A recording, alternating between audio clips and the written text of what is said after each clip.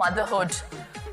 It should be a very joyous experience, not a fearful one. And the ones that put us at ease are all you wonderful doctors.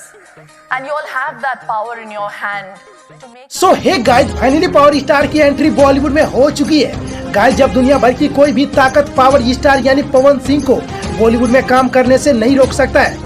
Guys, ये बात मैं नहीं बल्कि बॉलीवुड के queen actress Shilpa Shetty ने कहा है। गाइस, उन्होंने ये भी कहा कि जल्दी हम दोनों एक साथ एक फिल्मों में काम करते हुए नजर आने वाले हैं। गाइस, यह बात सुनकर बॉलीवुड के किंग शाहरुख खान भी हिल चुके हैं। गाइस, पहली बार भोजपुरी के किंग पवन सिंह बॉलीवुड में धमाका करने के लिए जा रहे हैं। गाइस, आए दिन बॉलीवुड के बड़े बड़े सुपर स्टार पवन सिंह के गाने पर ठुमके लगाते हुए नजर आ रहे हैं। गाइस, इस बात से पता चलता है कि पावर स्टार की पॉपुलैरिटी काफी तेजी से बढ़ रही है। गाइस, अगर आप लोग भी भोजपुरी के किंग पवन सिंह को एक अच्छा अभिनेता मानते हैं तो वीडियो को लाइक करके चैनल को सब्सक्राइब जरूर कीजिएगा।